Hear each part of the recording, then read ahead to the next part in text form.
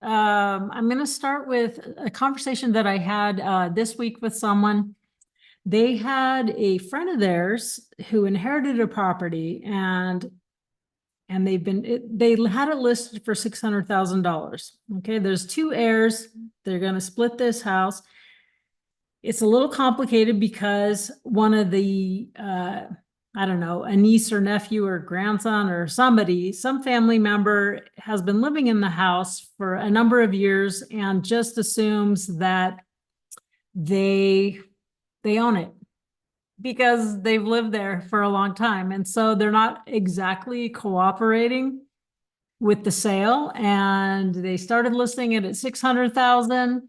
They finally got an offer for 300,000. And then even that fell through.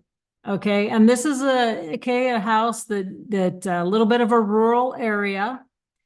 I think it's East Oregon somewhere, and probably needs some work. And I guess after the inspection, it fell through. And also the current tenant, like I said, a family member, isn't making it particularly easy, to do, to process everything. So one of the things he was asking me about is like talking to his, I don't know if it's a friend or a family member. I think it's just a good friend.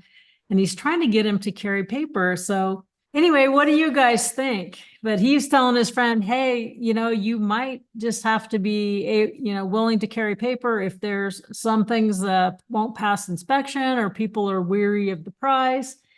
You're going to probably do better if you carry the paper. Of course, it's free and clear. And so those are exactly the types of situations where now if I'm looking at it, and I said to this other gentleman who's in our group here that shows up sometimes, his name is Don also. There's a few of us, Dons.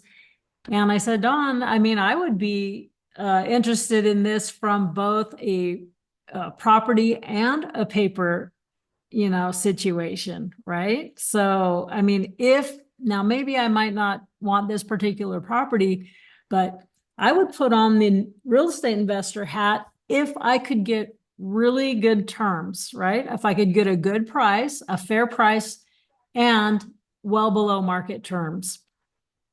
So that's one way I would look at it. The other way that I would look at it is if you just want my help in putting together your owner finance deal, advertising this a certain way, putting your note together, putting your transaction together.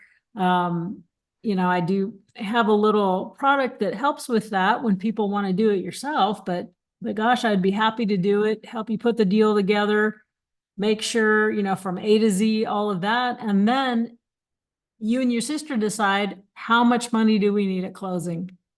And I can potentially, if you don't need any money, great. You just keep that cash flow, and then it's just not your problem anymore. Let somebody else, deal with an eviction if necessary, and all of that. And if you need a little bit of money, I will structure a note that I can buy so that you can get some money at the closing. So that was my comments. Any other feedback? What would you do if you'd inherited a property? It's free and clear, but it's way across. It's not close to you. Don't even live in the same state. You got a family member thinking that they own it and they don't want to move out. Needs some work, but you're never going to be able to get it done. What would you do?